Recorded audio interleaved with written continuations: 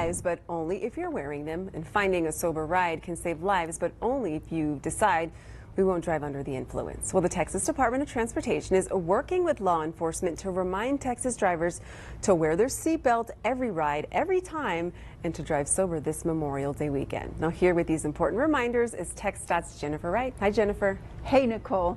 Well, here we're talking about two different driver behaviors that can make all the difference, and both are decisions we all can make. We just have to remember to choose wisely. Both drunk driving and not buckling up are behaviors with potentially serious consequences. 100% of drunk driving crashes are preventable, but that depends 100% on drivers. Too many crashes turn deadly because someone wasn't wearing a seatbelt. In fact, in 2024, 1,069 people killed in crashes in Texas were not buckled up. It only takes a few seconds to buckle up, and it can make all the difference in your survival if you are in a crash.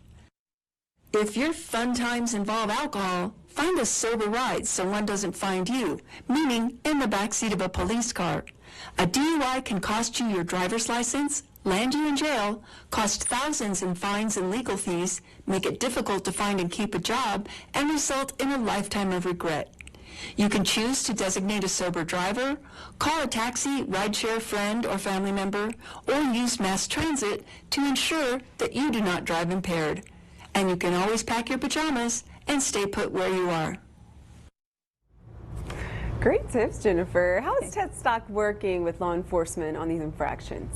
Well, TXDOT's partnering with law enforcement so that we can have additional enforcement over to step up seatbelt laws, to enforcement of seatbelt laws, through June 1st. And this includes focusing efforts on ticketing drivers who fail to buckle up or secure their kids in car seats. And law enforcement is also watching out for drunk drivers. So let's buckle up and drive sober to avoid double trouble.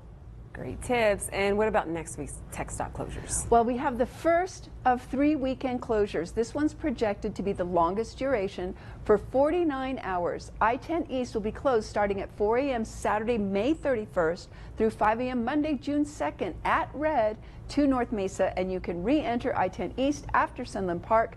You will not see workers present after crews place pavement, as the concrete needs to cure without the vibrations from traffic on adjacent lanes, so it's doing its job. And the Loop 375 widening is also in its final year. Next week, both the Alameda and North Loop exit ramps from Loop 375 northbound are closed on Wednesday, 9 p.m. to 5 a.m. as crews paint barrier. Well, thank you, Jennifer. And you can find more information about the closures on our website, kvia.com, and also the KVI weather and traffic app. Jennifer, thank you. Have a great weekend. Thank you. You as well. Thank you. Let's get to storm track weather.